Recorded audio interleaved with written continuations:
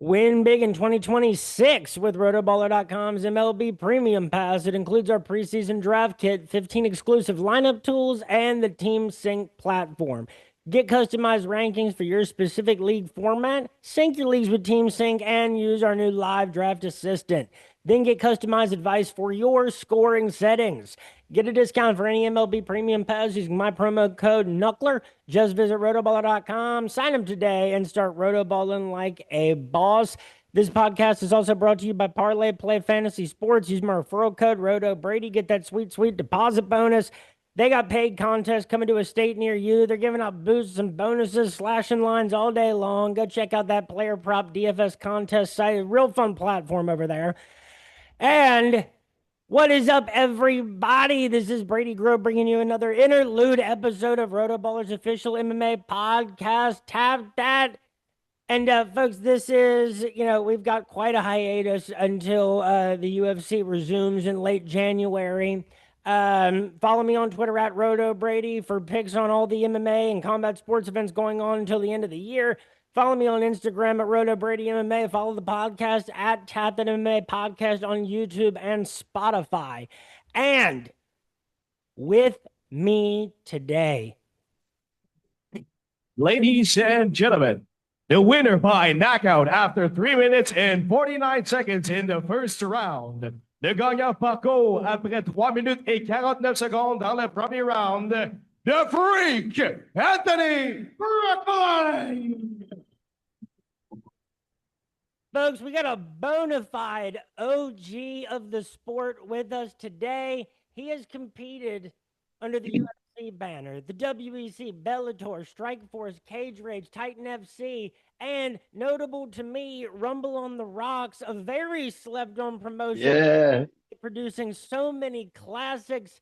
He is also currently the head coach of American Free Fight MMA in Las Vegas. Give it up for Tony the Freak Fryklund. Tony, thank you so much for being here today. How's it going, man?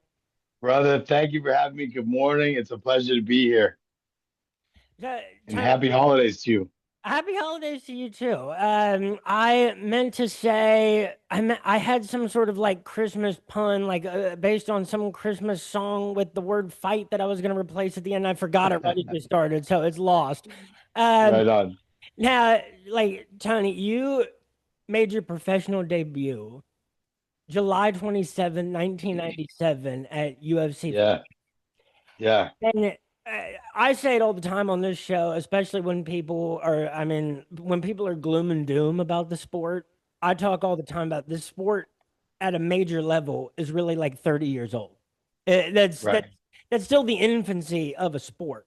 When you made your professional debut, what was the process like of getting even getting a fight and getting a fight in the UFC? What were you expecting as opposed to what that ended up being? Because especially back before social media, back before so much of the internet, there had to be so much that you just had to be comfortable not knowing going into something like that. Oh, 100%, 100%. Where do we start? Which one of those? I mean, man, um, just the way it started, like getting into it. I wrestled in high school for a couple of years, um, and I started boxing and kickboxing when I was 13 years old. So my parents put me in. I started younger when I was like 6 or 7 in the at the YMCA and they stood in line for the YMCA at the karate. So you stand in your line with and then they kick the pad once and you go to the end of it. That was bullshit. So that was like lame. So I'm never doing that again. So what? But then I got in scraps and stuff all growing up. I was, team sports were cool, but like when we lost, it was because of the team. Like I'm awesome at this. Not awesome, but like I'm better than you, and like you're not even trying. Rest of us over here trying. So I just get frustrated with that whole atmosphere. My parents said, "Well, listen, go do something, do a non-team sport where it's all about you're responsible for the outcome." Love that. Love that. We tried tennis, swimming, all that stuff, and I done a lot of sports. I raced skiing, and snowboarding, um, and after all these extreme sports up through high school and into my little in the early '90s, uh, I decided the combat sports was the best. So I did a couple years in the Coast Guard active service, active duty. And then right when I got out and I was a reservist, I jumped into kickboxing and MMA and stuff like that. Matt Serra was the guy that I saw. I remember Vinny Pazienza hosted a kickboxing event for us, an amateur event in New Hampshire, and we ended up having an event there and met all these people. And Matt Serra was one of these guys that was doing the extreme grappling match, and I was like, "What is this?" I'm like, "Oh, that's before the UFC came out. This is like '91, you Oh my know." God. Yeah, so it was insane. And but I was already following like Frank Shamrock and these guys trying to find their videos and stuff like that. But moving into the sport was I thought I knew a lot, but and then I moved to New York. I was training with some of the best strikers, Bill Superboy Wallace, my sensei Joe Lewis, who gave me my karate black belt. I'm a Shotokan black belt, and I like to mention my lineage is kind of there's some I'm not I'm not very fond of the guy, so I'll mention his name. Um, uh, uh, it's the martial arts is a very weird place, where or where we're always put in a position of trust and stuff like that. And let me just say that certain professors and senseis can take advantage of that trust from students. So I've seen that, and sometimes don't want to be associated with, and I'm like, unfortunately, anyway.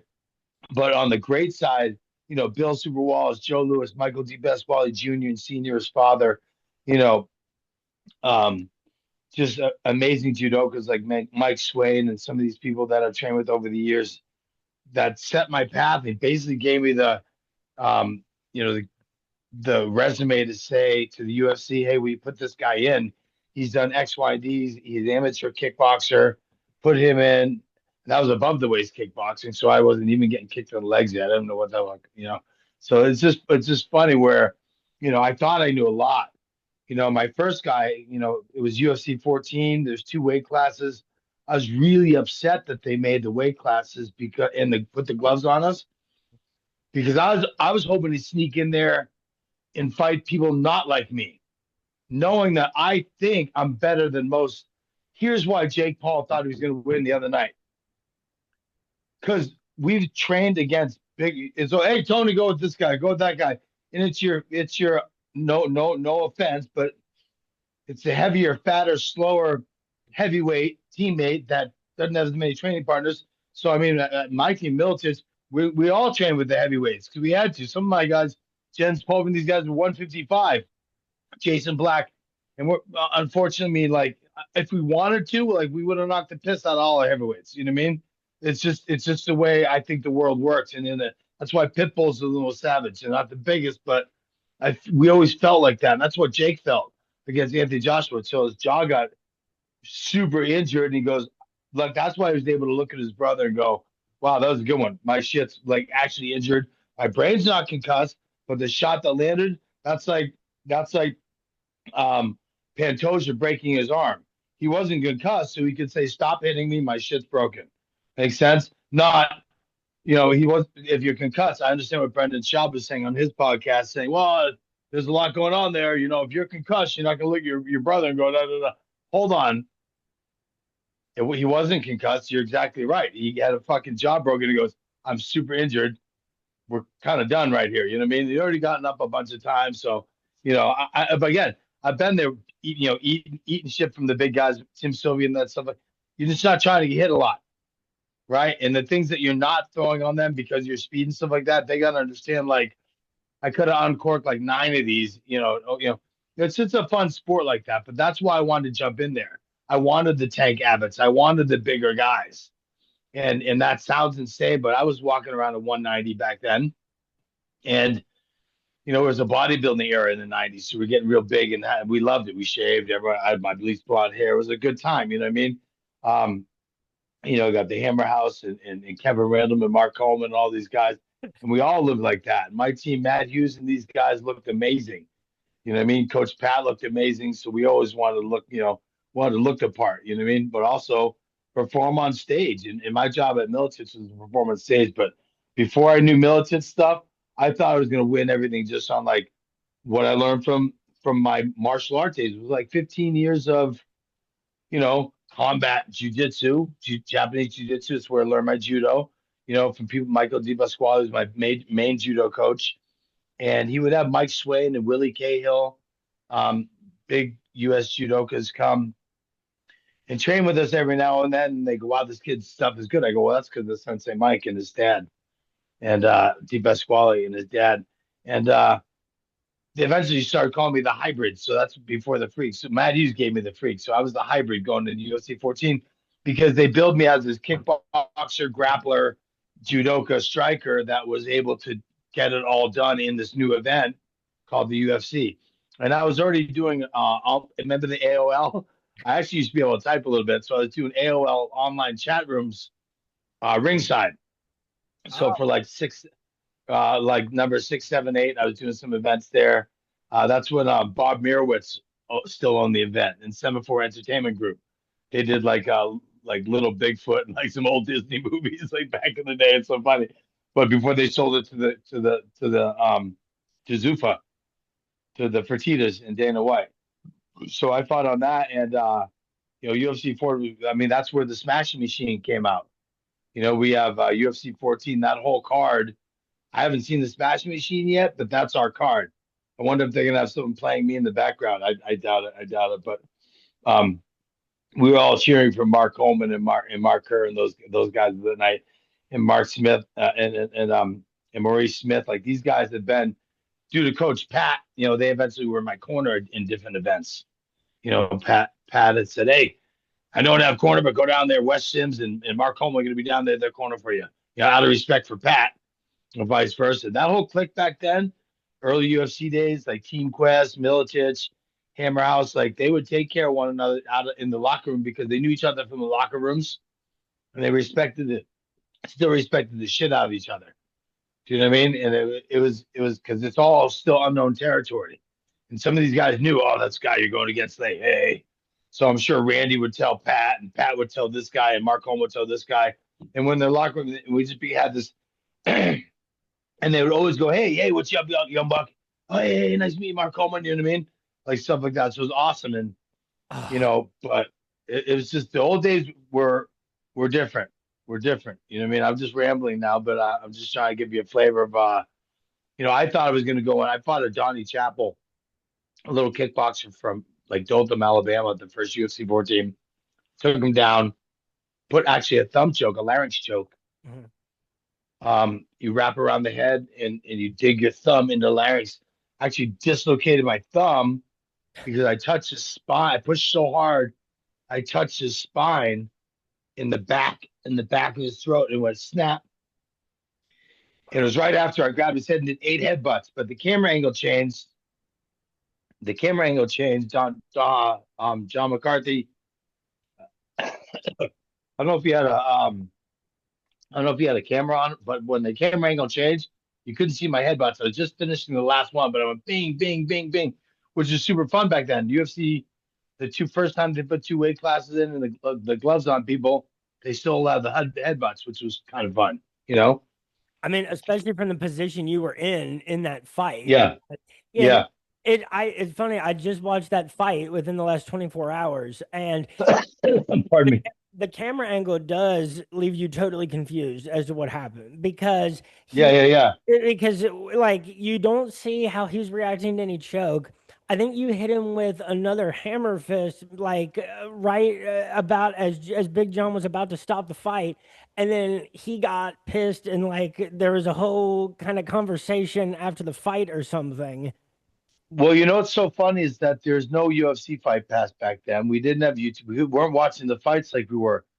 So, one of the greats, Henzo Gracie, I watched his World Extreme. It was Kenny Monday competed in it. Kevin Jackson. Um, the world was it the World Combat Challenge with Henzo Gracie fought Ben Spikers. You can look it up real quick. The judoka Ben Spikers from England. So it was imprinted in my brain. Like I didn't really know what I was doing MMA wise because I knew at that point the training that I was doing. And what's funny is most people call it McDojo right now, but that's my base. Now that I'm reincorporating this stuff, it's it's because I know how to do MMA fighting, the meat and potatoes. Here's where the true Japanese jiu-jitsu comes into. Here's where the details come into. And I don't see it in BJJ. I don't see it in anything other than judo. Do you know what I mean? And so I'm like back to my roots, out of respect for the art that I was taught, where now I show like because I have students that are purple belts now. And when I say purple belt in American free fight, yeah, we wear a gi, but you're also wearing small gloves, punching and kicking like sambo style in our classes. You're up against the wall, like I'll loop choke your ass against the wall. Just the same with slower students. Um, but it's all about battlefield transitions. Like you get thrown, you're not trying to roll around on the ground because his partner's going to come by on horseback and stab you with a spear. You know what I mean? Like you're trying to get up quick, use your short sword, your tanto blade, and put them between the yoroi, the armor. You know what I mean? And these things are, I don't want my fighters to change the concept of of that aspect of survival in an MMA fight, in a street fight, and my doorstep from the dojo all the way to your home, your threshold. I want to make sure that you're safe, and that has to do with not fucking pulling guard, bro, at Albertsons or Smith grocery store. Like you're seriously like, what are you doing? I gotta know how to pummel. I gotta know how to snap down. I gotta know how to duck under, lift, and dump, and then clear and go to my taser, my weapon. People can have concealed carries now, but we even teach the police military. When I traveled to Japan for seminars, we disengage and then go to your secondary weapon here in America, but they don't have that.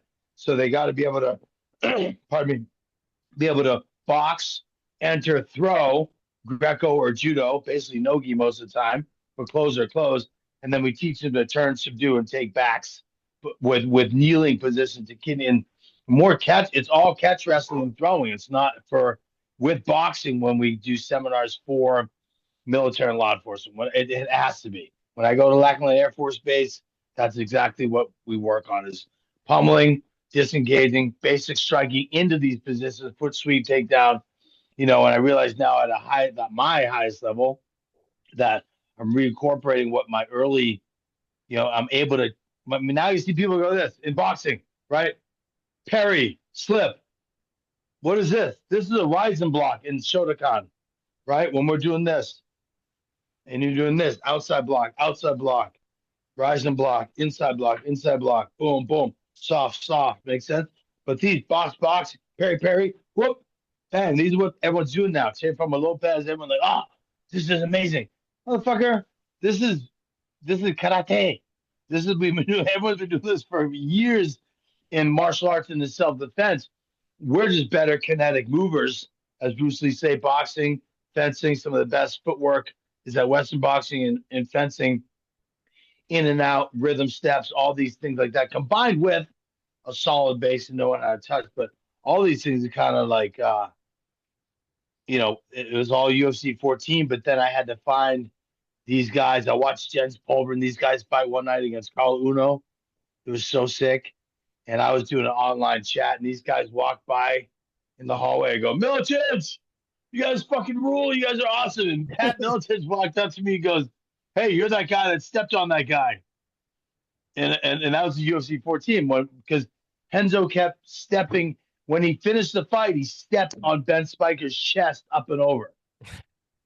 So when I did that, when I fought Johnny Chappell, I stuck my thumb in there, he tapped, and I was so angry that I didn't get to like do more. Is that weird? Because I kind of blacked out a little bit. But I stood up and stalked on him like Henzo did. And John McCarthy goes, no, you can't do that. He picked me up by both armpits from like the center of the cage. And while you can see, he walks me over to, there's another camera angle switch. I was off my feet the whole time. Big John picked me up. I was like 190. He picked me up and walked me to the wall. And I think when he puts me on the cage, I was still on my feet. Like he's like pinning me up. He goes, hey, you got a good reputation. You can't be doing that shit. You're gonna ruin it. Your sensei brought you here. Everyone, because Michael Di Pasquale was a judge for the UFC at that time. Uh-huh. And yeah, it was just crazy. I'm like, okay, sorry. And then Joe Rogan, when he had hair, interviewed me and said, "Hey," because I was an alternate, and I fought that Kevin Jackson in the finals, who was just bro Olympic. And then I realized that's what wrestling is. I go, okay, that's. I go, I thought I was gonna have you. 52 seconds I tapped in that fight, but I thought, and he even took my back, and I grabbed his wrist and tried to fucking, you hold it and crank it. He's like, stop it. He goes, and I ate a few to the back of my head, and then he sunk the choke in. I go, oh my god, it was crazy because that's when I realized, you can wrestle someone to death. Because in the locker room, I was icing my thumb because 2 fights in one night. Icing my thumb, listening to the DMX soundtracks, telling myself, you can't wrestle someone to death. I know all these ninja moves. It's fucking over for this guy. I just proved that my ninja moves work. In the like, what are we doing? I'm gonna kill. I might kill someone tonight. I might kill Kevin Jackson. Let me just ice it. I literally felt that way. I was doing full Jean Claude Van Damme splits in the locker room. My quads were probably so fucked up and blown out, like isometric stretching in the locker room for like an hour, waiting for my turn. Like just, and I had my buddy Sean Flanagan. Hi, Sean. Sean Flanagan was he's a Kempo karate master, and he was in there with me, and we both trained under Michael Di Pasquale, and we were both from the East Coast, and it was just it was an awesome thing, but the ignorance was bliss. You know what I mean? Ignorance was certainly bliss. And Kevin Jackson blocked my move, blocked my thumb choke. I actually went for it. Inside low kick to thumb choke. He blocked my inside low kick and got a single leg, ducked under, took my back, and I was like, wow, that was super fast. And I told him afterwards, and you see, he grabs me by the neck, nice and gently. I go, I go, dang it, that was fast. He goes, I'll buy your beer afterwards. And I realized, go, that was so fast. And I just realized, like, holy shit. And Pat Miletich, couple years when I saw Jens Pulver fight Caller Uno, when they walked by, you're like, hey, Miletich, you guys rule. And when Jens looked amazing with that fight with Caller Uno, and they walked by, and Pat goes, hey, you're that guy that stepped on that guy in UFC 14. I go, hey, Pat, hey, Coach Pat. Da, da, da. He goes, literally goes, you should come to Iowa and learn how to wrestle. That's all he said. And I go, oh my God, oh my God, oh my God. And I was just praising Jens Pulver's fight right there. So and Jens Pulver looks up and he goes, you come, I'll take care of you. 3 weeks later, 3 weeks later, I was working construction for the Big Dig project in Boston. I was like, I was what, probably 20. Oh no, I was probably 30. Yeah, just turned 30 or 31. Just turned. So I took all those years off not doing MMA. Doing MMA, but trying to learn what I did wrong at the UFC when I was 27. So it actually shocked me. It's like the first real fight I lost in my whole life. I used to fuck people up, street fights, anything. I used to go to football games just to wait out of the locker room to wait for dudes after their football game, and I would stop half the team, and I would I want to fight that guy, in front of the whole team, but don't jump in. But I fucking hate you. And I know you picked on so and so during school. And yeah, I'm smaller. I'm a junior, and you're fucking actually in college now. I did shit like that, but it was super fun. But like that gave me experience. And sometimes it got not handled, but like shit nothing got super crazy. No one stomps people and shit like that. That's shit's retarded. You know what I mean? But but for the most part, I was shocked that I had lost that fight against Kevin Jackson. So I was like, what the fuck? And when Miletich said, come learn to wrestle, I was like, copy, I got you. Because I knew all those Miletichs were these catch wrestler guys. You know what I mean? They're all sick wrestlers. Jens Paul, they resumes for wrestling. All these guys, if you look them up, they were dope. Even because you don't hear about the guys like Ben Earwood, Jason Black, these guys. They're fucking they're wrestling, but they're all like Division 3 and Division 2 national champions. So no one talks about that though. You know what I mean? Mhm. Bro, you go to Iowa, the high school teams are sick. You know what I mean? We used to go to like Moline and Rock Island, Illinois, across the river to go train with these guys. We were in the Quad Cities. And anyone my size on the wrestling team, the high school teams were like, they're better wrestlers than me. Remember, I was trying to do Japanese jiu-jitsu, so it's on them. And they were like, stop it. You know those are what I mean? just different states when it comes to that sport. It's like how certain American states are with hockey, where it's just like they just do Yeah, better. Like Iowa, yeah, the average Iowa high school wrestler, it can show people from other yeah, states so many things. yeah, yeah, Yeah, yeah. Pat introduced me to the Brands brothers that when I was at Moline Airport one time, and I was like, he's like, do you know who they were? Those are they run the Iowa team, and I was like, oh my god, da, da, da. It's so sick. You know what I mean? I remember my parents got me Matt Hughes's autobiography when I was in Oh no shit. middle school. And I remember reading about the Militich fight team. And, Matt was talking about all the staples of that gym and what it was like to be a part of that fight camp at that time.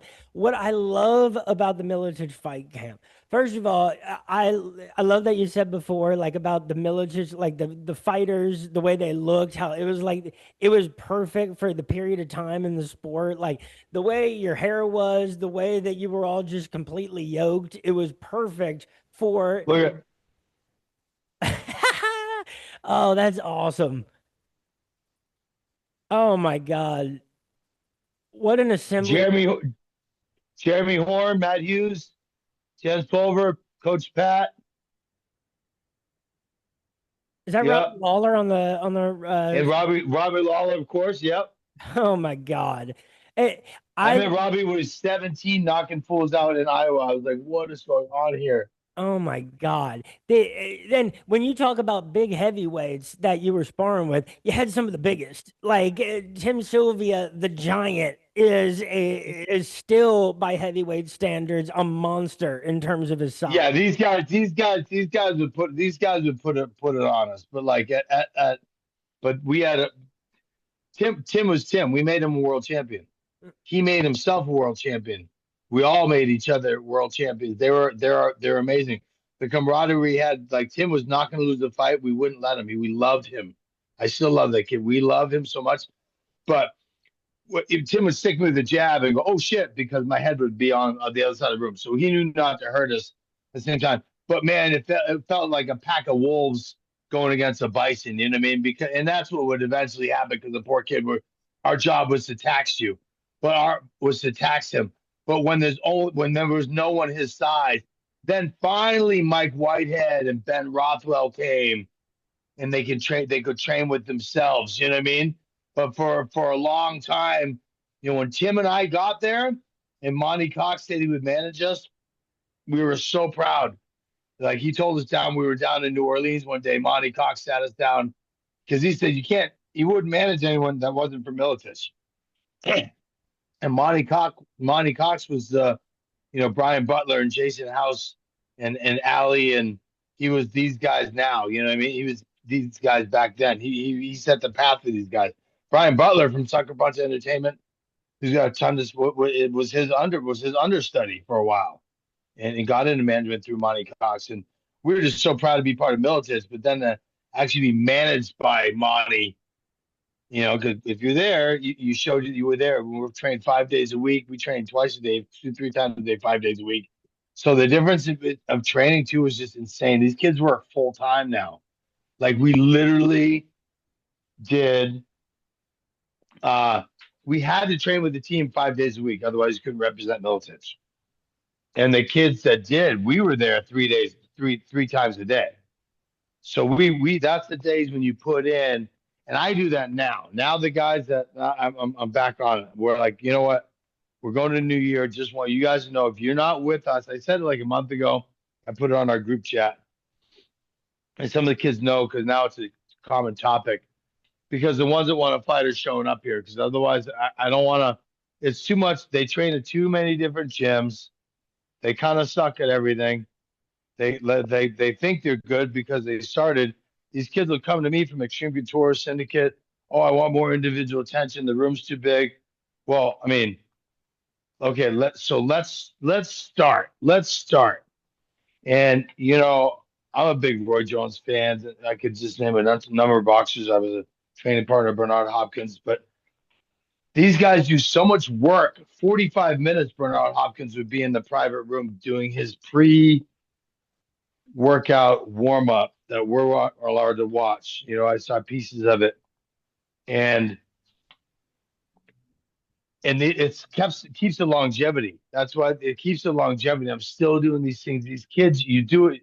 They wonder why. I turned 55 in March, and these kids that are in their 20s that come from some of these other big gyms in Vegas, it's shocking to them what some of my guys that haven't even fought yet are doing.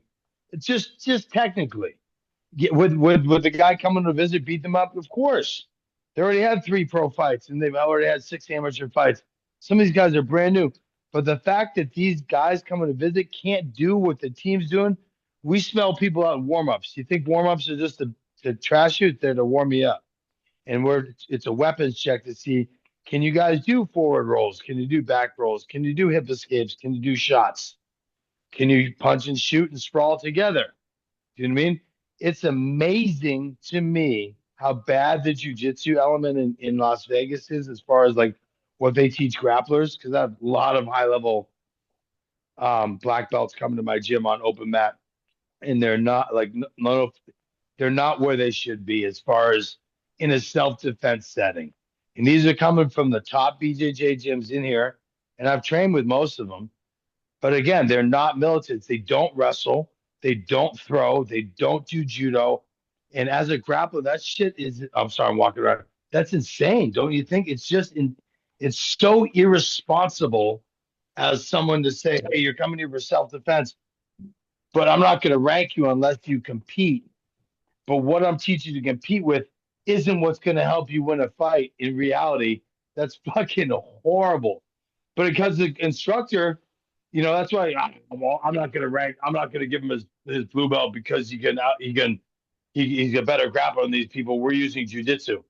Yeah, well, the fact that you don't use wrestling with your jujitsu makes you actually lesser than him. He'd probably spank you too. So as a coach, you better up your game. So I'm lucky I had all my militants before I got my black belt in jiu-jitsu.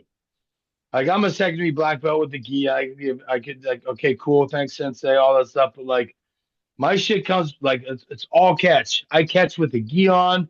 We throw with the gi on. We punch and kick with the gi on. It's like, what are you doing? Like this is like real, real, real, real, real. So the MMA program is just it's all about UFC 14. What I didn't get taught before I jumped in there. And now it's been a process of everything I've done since 1983 as a beginner, all the way until now, on putting it together in a structured system for these kids to fucking get it. And if you come, the kids that I have now, we're gonna launch it. Like I got like 5 kids launching in WFC World Fighting Championships here in Laughlin, Nevada, in March. So they got a little about 80 days left. And these are debuters. One wrestled, one boxed, one wrestled in high school, 24-year-old. The other boxed for 2 years, but he's a bigger kid. And there's a bunch of kids that want to, but I said I'm done with it because I got too many 1 foot in, 1 foot out, and I never did it that way. And I get too emotional to watch these kids get fucked up when I know I'm faking it myself, thinking they're gonna be ready. Bro, you don't do your shadow boxing sucks. You don't do the right stuff. Why should I have to tell you to get like they wouldn't talk to us at Johnny Taco's boxing gym here in Vegas. They wouldn't talk to you unless you sat there and jumped rope for a half hour. And then at least look like you're trying to shadow box, and someone coming up to you like an hour later, like, what are you doing? You're like, oh my God, I'm an MMA fighter, but I came here to kind of figure it out and get better boxing. That's when I sparred with Livingston Bramble and these guys down there. I was like, wait a minute, this is fucking insane. You know what I mean? I love being then I started training with Derek Harmon and the guys that, fought the Roy Joneses and these guys and the Devin Cummers. It was a great team for me after Militich. And that's why I'm one of the guys that thought I'm going to probably knock Anderson Silva out or he'll hook him. So like Rio Chona did. So between the two, we thought these are good fights. No one thought I was going to catch this, but I still feel the way because a lot of it, even after seeing the Anderson fight this weekend, I just saw the highlights, but I go, only fucking Woodley falls for that shit. I mean, bro, come on, Tyron. Like, Jesus Christ. But we know he's never the sweetest boxer. But I mean, I've trained, gosh, 20 years. It's going on 18 years since I retired in 2007. And it's, that much better then. I walk around at 162. I never should have been a middleweight. You know what I mean? When you think about the sport, I was only about 175 before I went to Militants, and they told me to gain weight because you were going to be the middleweight. And Matt Hughes, they go, wait a minute, Matt's lighter than me. Yeah, Matt was like 190, but he fought at 170. But he also knew how to cut weight better, all that good stuff. And Robbie was at 170, Robbie Lawler. So we ran it like military, like a wrestling team. That was a Freudian slip. It was military-esque in a good way. Um, Robbie and Matt were at 170. So Pat said, if you want to join the team, you got to fill a middleweight position like a wrestling team. Does that make sense? And I always wrestled up in high school. I wrestled up to 85 in high school, 55er. So I fucking hated wrestling because every fucking weekend I got smashed because the two twin brothers wrestled at 55. They were twin brothers that wrestled at 55, and they always beat me. They always beat me. So I always rather wrestle JV or wrestle varsity upper weight because we had no 185er. So every weekend I wrestled at 85 my high school career, trained at 155 to try and beat the captains every Friday. Never did it. And then for 2 years I wrestled at 85 because that was our spot. And I was eat the next night and it'd be fun to be like 160 wrestling 85. And I get injured a little bit because the guys are way bigger. But I had this vendetta against big dudes. Like I wanted to fucking smash them. Do you know what I mean? Because I knew I did well enough wrestling. I was lost for the most part. I lost more than half my matches at that weight. If this was a fight, I would be fucking you up because I already boxed and shit. Do you know what I mean? So if this was a fight, then when the UFC came out, I'm like, bro, I'm gonna kill people. And then Joe Louis, Deep Pasquale, all those guys vouched for me. I got in the event, boom, boom, boom, changed my life. I lost to a wrestler. I go, what the fuck? Now wrestling is the thing. So I went back to wrestling, Militich, catch wrestling, submission wrestling. They were the sickest Muay Thai guys too. Jeremy Horn would just chop my leg. My legs, Jens, Jeremy, quit it, And I would go home with ice packs, and I had fucking my legs up on my legs. My legs were up on the bed, and the lady at the Heartland Inn next to the gym, Ultimate Fitness was Pat's first gym. She brought me trash bags full of ice and laid them on my legs. She laid them on my legs like this. The lady, she felt so bad for me. She's probably in her 50s. Oh, you training with those boys next door? I go, yeah, I'm staying here for the week, see if I like it. She goes, oh, it looks horrible. I go, I love it, ma'am. I love it. I call my dad, I'm dying here. My legs are purple. They're black and blue because I was above the waist kickboxer. Mm-hmm.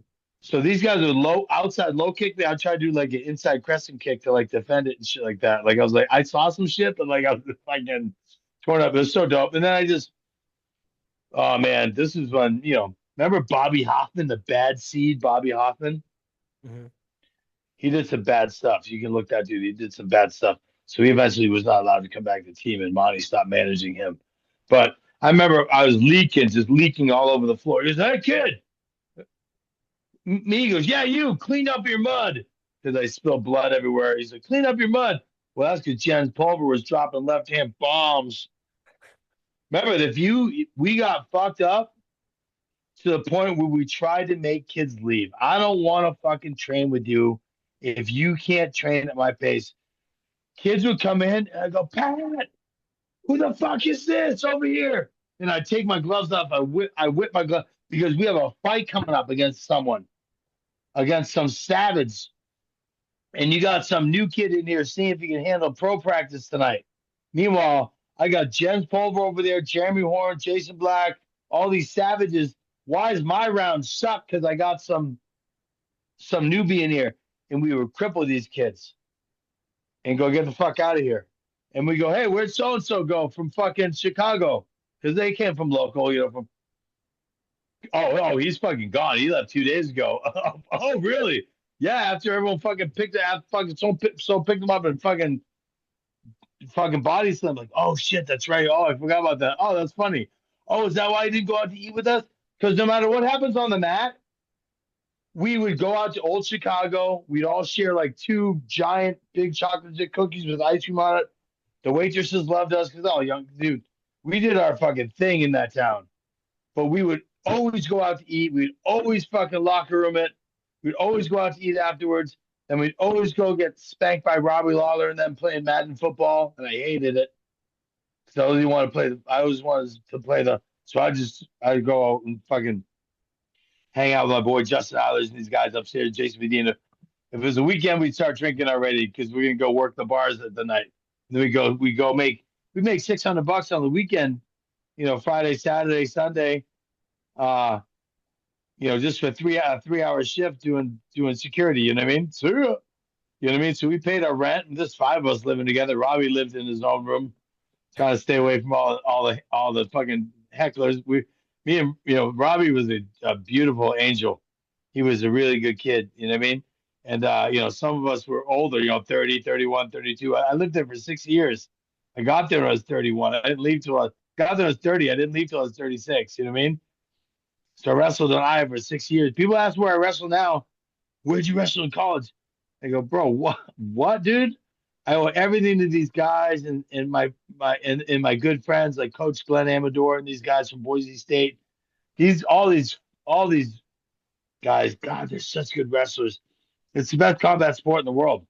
If you can box, fuck, it's so good now. Like my whole system has all my stuff in it. It's got all my stuff in it. But when someone walks in the door, like the first thing I teach them is our basic boxing, our basic pummeling, and our throwing, and our arm drag system, and all that shit like that. Drop double system, everything like that, with fucking boxing and shutting shit down. Because now I know, like in like fucking 3 nights, I give them the shit that the first day I'm gonna make sure you can pummel inside out. Because if someone grabs you and tries to take you behind the bushes, you better be able to fucking know how to pummel yourself free. And that's what I tell them. I go, what the fuck? You want to learn fucking jujitsu first? Get the fuck out of here with that shit. It's unbelievable. So I teach it from that. So every class I do is like a seminar. Everyone gets so much fucking better. So when I get guys that are black belts and stuff that come in, I have people just started fucking 2 months ago. They go, how long have you been training? Is this one of your fighters, coach? I go, bro, he's been here for fucking 2 months. But he can wrestle. So the fact that they can't pummel and wrestle and do all this shit, your jujitsu is useless. I start everything in from our feet. So these guys that come in and want to learn mat work, yeah, we're going to do it, but we get there and then we go live. They've never gotten a dominant position ever. Some of these black belts are getting right to side mount, right to mount from my guys that are not on their level jujitsu wise. But then we just run basic CSW, combat submission, militich, and we fucking just it's folk style. It's folk style with submissions, and we shut people down. And of course, they teach them the jujitsu shit, and then they get super crazy. You know what I mean? But we all like doing barambolas for fun during practice and having fun. Don't get me wrong, it's super fun. We have super fun stuff. We do one-handed stuff. I pretend we got John Wick and shot in the arm, and we'll have a sleeve stuff, and we'll do arm throws with no arm. We just go boom, turn over, and they go, stop it, and we have a really good time. So the exploration factor that's why it's called freak jitsu, and people just don't. It's crazy. So here in Vegas, it's so fun. I never say this unless I'm on a podcast like we do, but that's like. It's so funny because you're like I don't want to say this stuff. I don't want to. I'm not clowning people. But I mean, fuck, bro. Everyone knows BJJ here in Vegas, bro. I've been training with them all. I don't want to but none of you BJJ guys box. None of you kickbox. None of you guys do MMA. And if you say you do, your MMA is not that great. Like no one's putting on a pair of tie shorts and jumping in there to the ring. You know what I mean? No one's putting on any boxing gloves. None of these BJJ guys. You know what I mean? I want to be able that's on my resume, and that's going to be all my guys' resumes. Like we're doing an MMA black belt program. Yeah, it's got 5. It's got fucking white, blue, purple, brown, black. But that's a 1 through. That's a 1 through. That's a number. It's a number system. White belt's a 1, blue belt's a 2, 3 belts a purple belt, 4, 5. Right. So but they got to know how to do their judo. Everything's a curriculum. Their boxing, this is that. You know what I mean? But in the beginning, as a white belt, you know the pathway to black belt because you throw it up there, and the shit that's gonna save your ass, it is the jab, it is the 1-2, it is the fucking arm drag to a back take and the dump. Like you're not doing a fucking fancy move there, bro. And that's the problem with the high level BJJ. None of them really, a lot of them don't do that. These are mat people. They're mat people. Yet their osaikomi might not be very good. Their pinning technique not be very good. So it's just a good. I feel really confident about it. The gym's growing very slowly, but the people that are here are quality, and this year has been really good because we recruit a lot in the last 3 months, especially during the holidays. It was weird. Um, Mostly fighters and civilian, but adults. Like my kids program, everyone's got their little rinky-dink kids program. They'd probably blow it up better. I'm fucking be 55. I'd rather not train your fucking kid. But at the same time, when your kid trains with me, like our kids now, like they can train in my adult class because the adults get my kids can go 1, 2, 3, 1. I call it my bully free program. It's a bully proof program. So they learn the best of the MMA stuff, and I just put it in the bully program. Gian, and they have gloves, they have shit, and they go jab, cross hook, take you down, fuck you up, mount, knee on belly, arm drag, star drill, which is a pinning osaikomi drill, and pass the guard, all this stuff, like it's like, bro, don't pin me up against the lockers, arm drag, take your back, like why are you grabbing me? If you're gonna grab me, I'm gonna elbow you in the face. I'm gonna knock out, boom, I'm gonna clip, underhook. But all these kids learn how to pummel from 4 years old and up, and it's pretty funny to watch because again I don't give a shit if they can beat another jiu-jitsu kid at Naga or or grappling X because they know how to do a Barambola better than that other kid with the fucking gray belt with a black stripe. It's not about that. It's about because that kid's not going to attack them on the street. And until they get sweet, I could care. I don't really care about the competition. Same with, especially with the adults. The adults want to get in shape. So I make them in shape first as we learn how to be a great wrestler. And you don't need to have a great ground game, I say, but you need to have a great get up game as a beginner. And I learned that from Matt Hughes and the best of the best, holding my ass down. I spent the first probably 2 years out of 6 still looking up at the mat, looking up at the lights most of the time with those boys because they're just so good. They're just so good. Jeremy Horn was just such an unbelievable Matt mentor. And then Matt Hughes and Jeremy and these guys started getting busy and being and thinking about it's just are the guys that I was there for. Things are changing a little bit, so I ended up going to Vegas because I wanted that boxing element because I was getting 4 to 6 years. I was like I can fucking wrestle now. Holy shit! Like this is or I can wrestle box in a fight. I was beating All Americans in fights that All American because I was able to shut takedowns down, take them down. Because in a boxing match, I can punch you, then take you down. Because sometimes my striker was better than the wrestler, so he wasn't good at the. As long as it became equal territory, it was all Miletich. Wanted to bring that to the next level and get back to my striking, and it was a good time. And right now, I'm just trying to regurgitate that for the kids, and we got such a nice little system now that the new breed I feel is the ones that are doing the drills. Everything's been laid out. I have a couple guys been here going on their second year now as civilians, and the magic thing happened. And they're civilians; they work full time. But when they're in here 5, 6 days a week, they go, "Hey, coach, you think I'd be able to fight?" Because they realize some of the fighters aren't here 5, 6 days a week because they work full time. And now my civilian guy that works at fucking Nevada Power next door, who's always here at lunchtime, but he's an amazing boxer now. He trains with all the fighters. And he realized these guys have fights coming up, but he's kind of dominating them in most areas.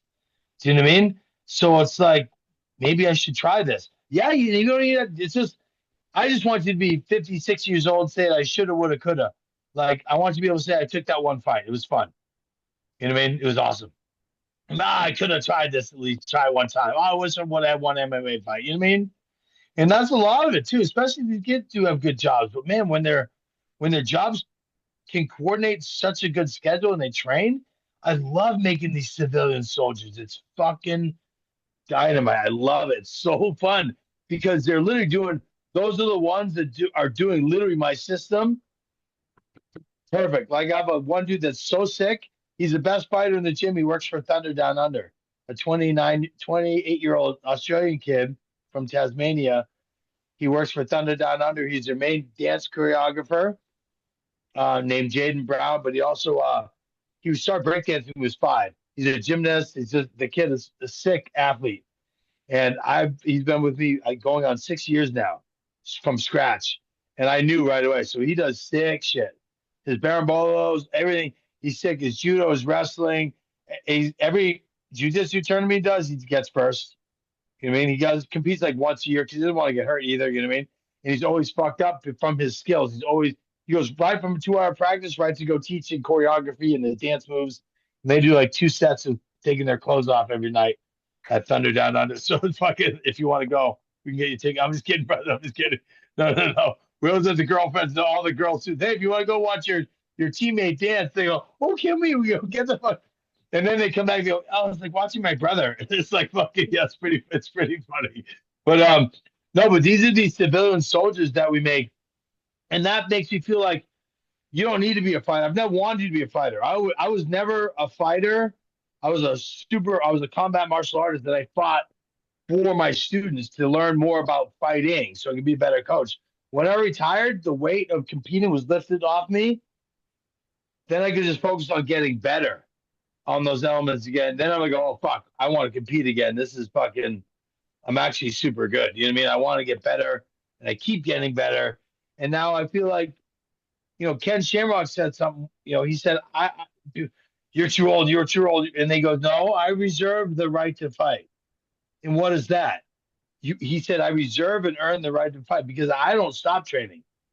Ken Shamrock, and this is probably like 4 or 5 years ago, he still looked at me. He's going, bro, I don't follow much. He's like, bro, I reserve the right to fight, dude. I'm always training. I'm always in shape. Give me someone to fight that's my age and caliber. Like, dude, let's fucking, like, what are we doing? Why don't we have a master's division in MMA? Bro, can you imagine Tony the Freak? I mean, I'm sorry, Ken. I'll fucking kill you right now. No offense, brother. But, like, I mean, but there's some guys out there, like, and the thing is, I've seen some of the legends, and they're fucked up right now.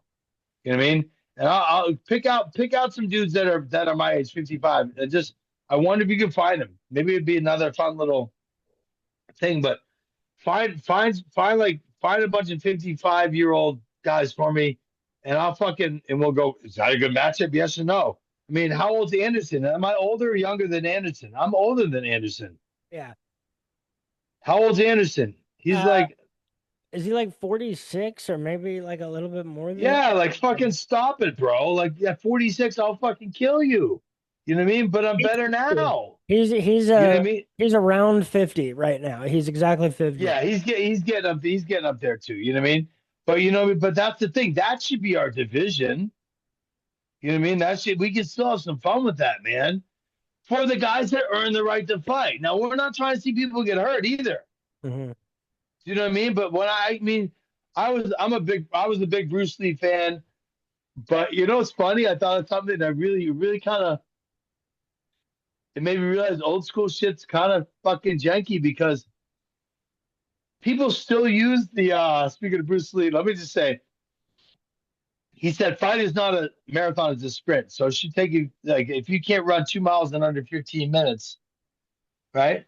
So even at 190, I would try to do like 2 6-minute miles and get that done like 12 minutes, 13 minutes. You know what I mean? And I always thought 13 was an unlucky number, so I tried to do it in 12, right? And I knew under 15 was good. But starting my fight camps, because I always had a bad knee and stuff like that. I was never the smallest guy. I mean, 190 was big for me, and that was my bodybuilding style. But I would try and get 8 weeks out. I'd try and get 2 miles done in 20 minutes, 2 10-minute miles. But by a week out, I'd be doing 2 6-minute miles 3 or 4 times the last couple of weeks. You know what I mean? and not being the best runner, but I always swam. I was a rescue swimmer in the Coast Guard, so always swam, yada, yada, yada, yada. But Bruce Lee always said, so sprint that shit. So Bruce Lee said, sprint you 2 miles. That's what a fight should feel like. So my athletes do that now. I had Vince Morales in UFC. He went to UFC Performance Institute, and they said him and like three other world class marathoners had the same cardiovascular that he had. What are you doing with him? I never told them at the PI. And they said that Henry Cejudo was one of those guys, and that's when he had his gold shorts. So when he came into the UFC, you know what I mean? So, um, so I had a couple of guys that had unbelievable cardio, and that was basically what we learned about at Militich. We were doing CrossFit before it was called CrossFit. That's how Coach Pat Militich trained us in that style of weight training. And then we go sprint 200 meters and then come back. And I mean, we sprint 300 meters, come back, and we go 400 meters. But as it was crazy, but that's what we were doing. But I was thinking about Bruce Lee the other day because someone put the post, would you like to fear the man that not the man that trains 1,000 different kicks, yada yada, and trains one kick 1,000 times. Bro, I started laughing, and this is only a couple of days ago. I started laughing. I'm like, God, I'm really bummed out that it took me this long to really break down that statement. You know what I mean? Because I'm usually a supporter of that statement because I'm a very well-rounded athlete, Mhm. right? Or excuse me, I actually took I actually take pride to be a very well-rounded athlete that can wear every hat in their discipline, Mhm. right? Was it because Bruce Lee was not that good in every discipline? No, I feel opposite. I feel he was an MMA athlete. So why would he say that? Do you know what I mean? But at the same because in MMA, bro, if you only have that like fucking like that step up round kick or that whatever, like you're fucking done. Like that's my whole point. That's my whole point. So that statement for modern MMA, like I'll probably I gotta find a way how I want to word it and how I want to have this discussion. I need to put like one little post about it, show that, and then counter with something that's so undeniable that because you're gonna really look at me for the UFC championship of the fucking world, and you're gonna say I've trained a one kick 1,000. Stop it, bro. Your whole team during training camp shut that one move down. Do you know what I mean? And then it's fucking over for you. Does that make sense? Yeah, I think like I don't know if I was gonna try to find a modern application to that quote, it'd be more like it's not get really good at one thing and don't try a bunch of other things. It's more like get great at things as many things as you can before getting good at a more that is hard to put into words. It makes you think though, right? So that was like so I'm so glad that's it's making me think too because that was just me verbalizing for the first time Mhm. since I thought about it. So actually the first time I verbalized it, but I don't know how to put that into words. And it's not, and I don't want it to be a negative thing because I don't feel like Bruce Lee was that guy either. I Mhm. felt he was super well rounded. We all read the Tao JKD, everything like that. I have Wing Chun concepts in my karate system. I mean, it's like I get it. So it's like, but I don't think he felt like that. But he's the one who said it, right? Yeah, I mean, it's interesting too from him when like he really is a very, very early example of someone that was kind of well-rounded and that high profile. Like Us, yeah, that's what I'm to, saying. to see a movie that he did that is considered one of the like absolute classics of that genre, and he's doing arm bars in the early opening scenes, and it's like, oh my God, like people didn't know what that was at the time. I'm sure they had no idea what he was doing. Dude, it was sick. We all did. And wasn't that the actor, God, I'm just my and I came up on all this stuff. I'm just having a brain fart. Um wasn't that was Sammo Hung.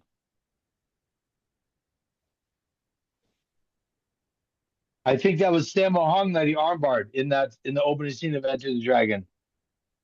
Yeah, I don't know for sure. Do you know what I'm talking about though? You know Yeah, Sam Hung? yeah. Yeah, I'm pretty sure that was. And I go, dang, he was skinny. He was skinnier, but yeah, no, no, no. I'm pretty sure that was though. I mean, it's crazy because the first UFC was based off of individual styles against each other, which is what made it Yeah, ridiculous.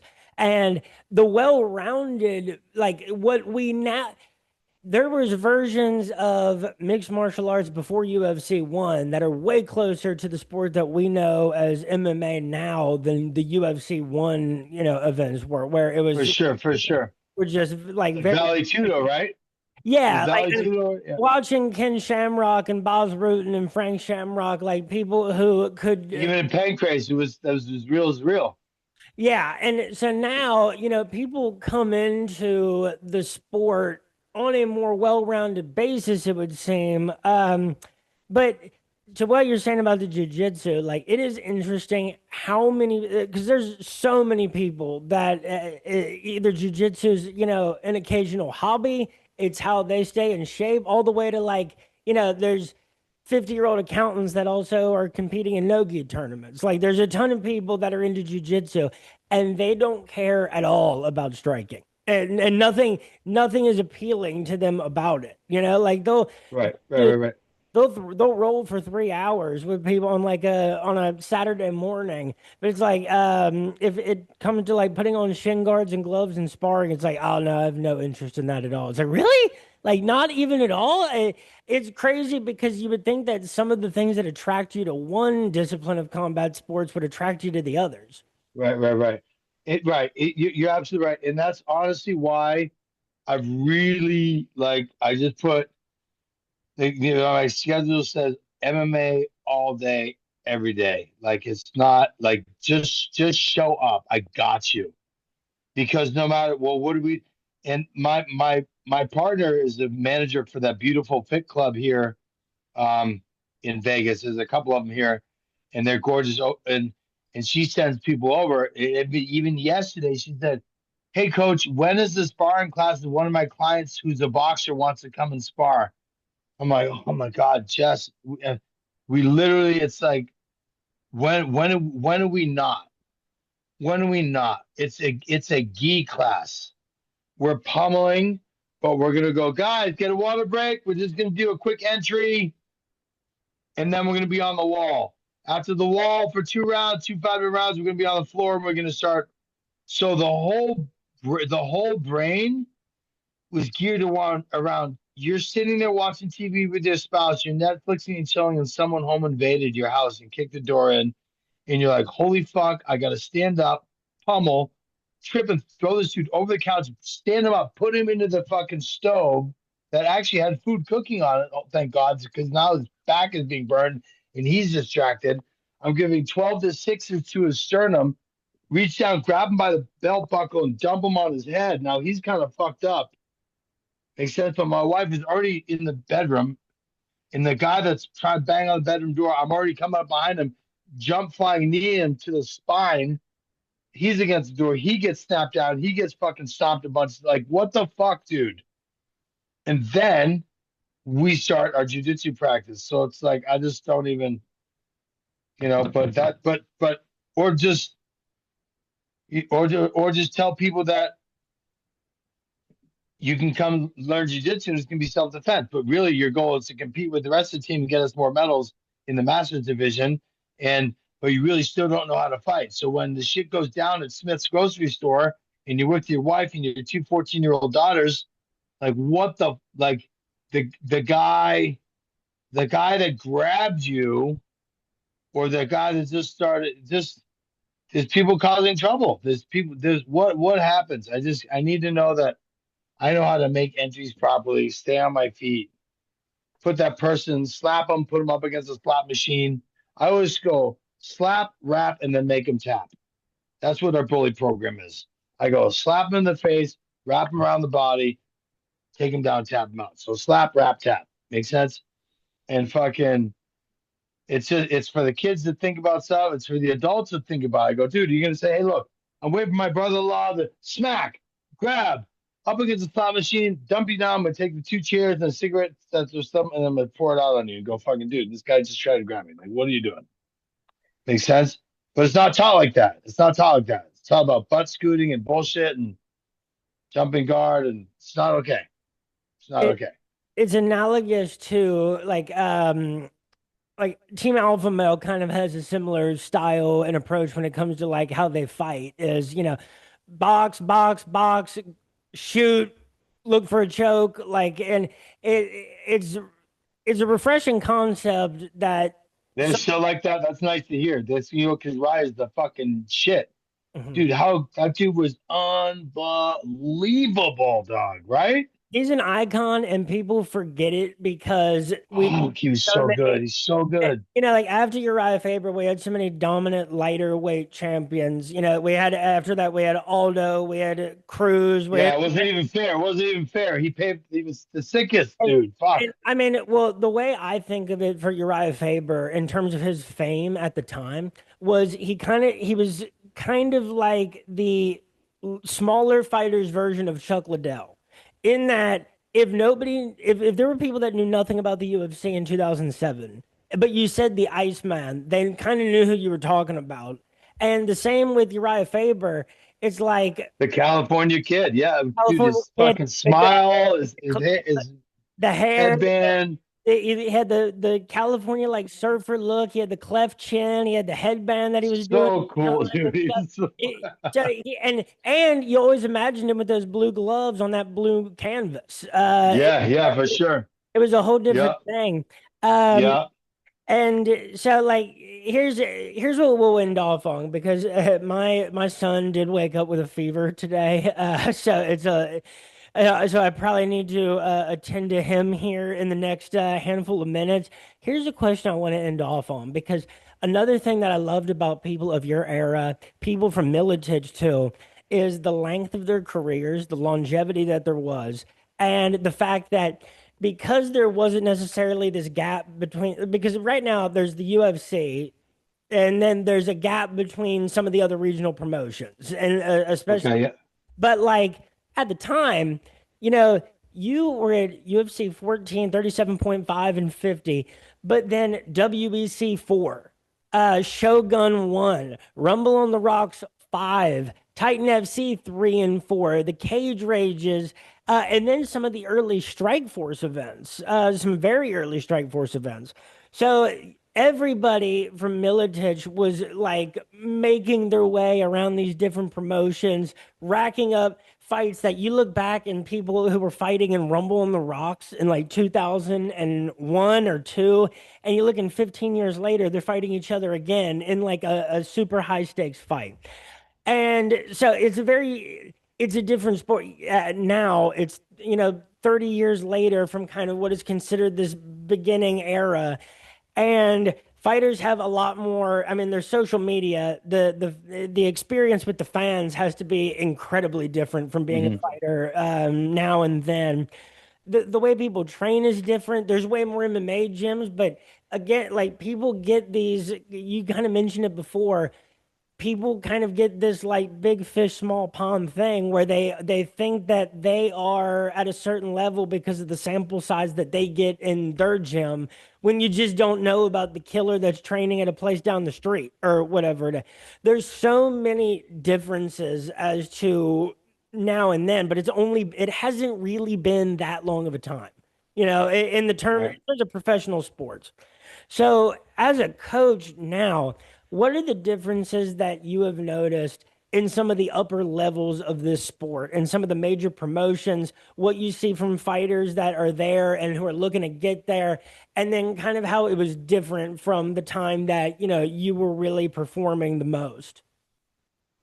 Well, I think the biggest difference is that everything right there is for the most part, most of the gyms you can go to, everyone has the same like-minded goal. So you're going to see the bigger gyms, especially here in Vegas or in your town, you can find that atmosphere where there's going to be other fighters. So okay, so it's a real sport now. Before we were very selective. There's only some on this coast, some on that coast, and there weren't a whole lot of them. Now they're everywhere. They're in every town. So you can find that. You can find it for your kids. You can find it for you're an adult. Um, as a competitor, as I kind of mentioned to you before, everyone, to me, the biggest thing is everyone wants to spar, hit mitts, but you're not willing to do. There's a reason. There's distancing, timing, spatial awareness. There's some of these kids say, "Oh, I heard these kids talking amongst themselves when I dipped in the office." Well, all you really need to do to get ready for a fight is spar and hit mitts, and that's crazy to me. Like, where's like these kids barely know how to kick. So if you really don't know how to kick, when your Muay Thai coach says you're going to do 500 kicks, and you're like, "Cool," he goes, "No, what are you doing?" And they, because you started your workout, like, "I'm halfway done," and you go, "No, that's each leg, dude. Each leg." So, oh, you thought I meant like 25 this leg, 25 this leg. Then no, see, we really got to be specific. And most of the time, people don't want to do that. They want to come and hit mitts for the social media and then say they're at Tony's gym training now, and that's where they're adding stuff to their game. But if coach, because they saw me holding mitts for one of my students that's been there for 6 years, that works his ass off. And that's not even a fighter; it's a civilian that trains every day and probably pays for private sessions because they have a job. But now the fighter will come in and I'll make them. I want to do weapons check. I'll say, let's do. Hey, you got muted. You can hear me now. Yeah, I can hear you now. Sorry, someone just rang in. So, but you can say, well, let's do some agility ladder. Let me check your shadow boxing. Let's see what your kicks look like, not on the pads, but in the air. You know what I mean? Let's see what right. Let's see what you look like. Let's see what your switch kick looks like, but in the air, not on the pads, not on the bag. Like, what's going on? You know what I mean? And that's when they'll go, oh shit. So it's an exposure drill, right? If I'm an NFL coach, right? If I'm an NFL coach, am I supposed to see if this guy can even play line? Bro, we have a fucking preseason game next week. I'm going to put you out there, or I'm not going to put you out there. Let me see what you got, kid. And he just flew in. I get it. He just flew in, but you fucking 3 hours of sleep. But let's see what you got. And I don't even do it. I'm super nice like that. I just want to see if you can run an agility ladder. See if we do your shit. And then if he can't, God forbid, I have a couple of my civilians in here that are fucking running the gauntlet like perfect. It's disheartening. Why? Well, because you're already the LFA champion. No names intended. No names. But I've had these guys, and it's like, dang, like fucking, wow, don't be butthurt. You're not coming back. Well, you know, gosh, you saw it. And a couple of the guys that aren't even competing, they're tough. And it's almost like they don't want to lose unless it's someone already on the UFC roster at Extreme Couture. Well, I got beat up by this guy, but he already has a UFC contract. But don't get beat up by a civilian. That should tell you that you're in the right place, because the civilians that do it for fun are doing stuff that you're not even aware of. Like, what is happening? Well, that's because some of the other gyms have guys that, I mean, maybe some of them are fighters, maybe some of them grappled. I'm not even going to say names, but there's others that are just like, you're a baseball coach, bro. Like, off of your career, they've been fought combat sports. So it's like, there's something we don't, I was going to move right on from that one. But I like all the coaches that train with a lot of them, that train most of them, and most of them kind of, trying to adopt what I've done and what they've seen. And, but yeah, no, it's just funny what people will listen to in this sport. They'll listen to people who have never done it before, is one of the biggest things I've seen. They'll listen to people who've never done the sport before, but they'll just, they're mid holders, they're this, they're that, the other, it's just, that's scary. It's scary. There's a reason they're not crying in the locker room before you go in there. But there's a reason I'm going to take my fighter in the fucking bathroom. So let's go. Let me talk to you. Because they're going to go, hey, so-and-so, you got 2 minutes. And that's when I'm going to grab my guy. Let's go. And he's going to bring in the locker room. He's going to be like, I'm going to look at me. Here's what we're fucking doing, brother. Let me tell you something. And I'm going to tell him whenever I tell him, said, oh, my eyes swell up because right now, just then, I tell every fight I've ever done that with just then, just right there. And that's what they don't know because they've never been hurt before. They've never felt that before. So how dare you take some kid into battle like that? You have no right. I have way more right than you do to do that. So that's the biggest thing. So that's like to answer your question. Yeah, there's a big difference. They're willing to take advice from people who have no business giving that advice, all just because they watch. Oh, I watch the sport now. Motherfucker's been out for 30 years, but like, bro, that's like, oh my god. Did you play football? No, but I'm a great football coach, and I get that, but that's fucking not. No one's getting fucked up. It does seem like it, and it's not that there's maybe no place for that because there are people that are just great thinkers on a sport that are able For to, sure, for sure. but But that, but you have to have some sort of that experience element somewhere. You know, if it's another right, it'd be nice to be having it. It'd be yeah. Well, Coach never fought. Well, fuck. Well, you know what I mean, right? Mhm. And did Rooney fight? Yeah, no, good. No, that all makes sense. Because what you communicated about those conversations before fights is something that those other dudes can't do, and it's They something can't do it. that They either way can't do it. they can't prepare somebody for what is next. I think that's the more important part. You know, like you can say all the right things, but you certainly can't Yeah, prepare somebody for what they're about to emotionally and psychologically go through when yeah. it comes to it Or after. what they're going through during camp because you felt that burn. You feel that. You know it's horrible.